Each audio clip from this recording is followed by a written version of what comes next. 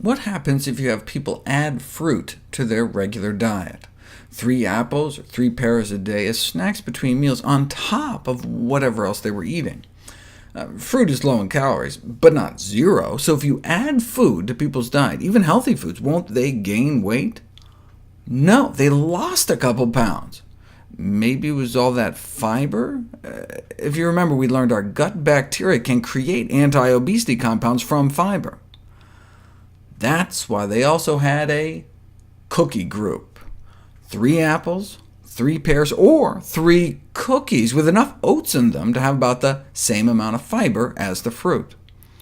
Despite the fiber, adding cookies to one's diet does not lead to weight loss. They think the weight-reducing secret of fruit is its low energy density, meaning you get a lot of food for just a few calories, so it fills you up. Energy density is a relatively new concept that has been identified as an important factor in body weight control in both adults and in children and adolescents. Energy density is defined as the amount of calories per unit weight of a food or beverage. Water, for example, provides a significant amount of weight without adding calories. Fiber, too. Thus, foods high in fiber and water are generally lower in energy density.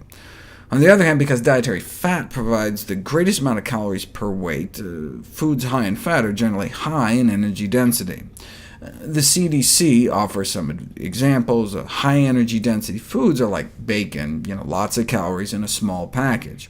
A medium energy density food is like a bagel, and a low density food typified by fruits and vegetables. In general, the lower the better, with 2 exceptions. Soda is heavy, so heavy that by energy density it looks less harmful than it is, and nuts have so much fat they appear less healthy than they are. Otherwise, though, the science supports a relationship between energy density and body weight, such that consuming diets lower in energy density may be an effective strategy for weight control. This is because people tend to eat a consistent weight of food, so when there's less calories per pound, calorie intake is reduced. A small drop in energy density can lead to a small drop in weight, and the greater the decrease in energy density, the greater the weight loss.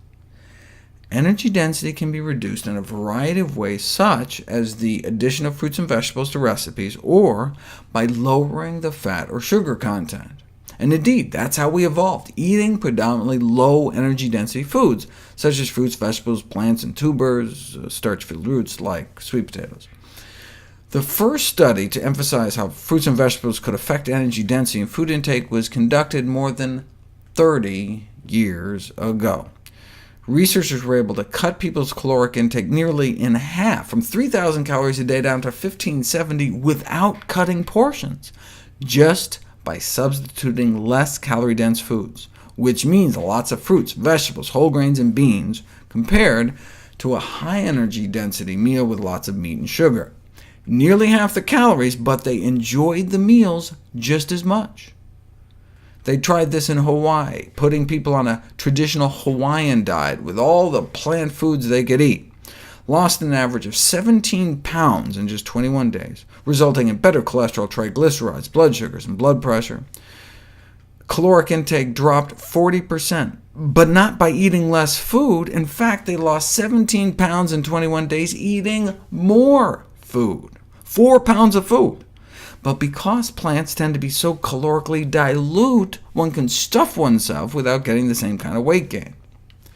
And the energy density of foods is of interest for weight management, not only because it allows people to eat satisfying portions while limiting calories, but also because reductions in energy density are associated with improved dietary quality. For example, lower energy-dense diets associated with lower risk of pancreatic cancer. Lower energy density foods tend to be healthier foods, so we get the best of both worlds.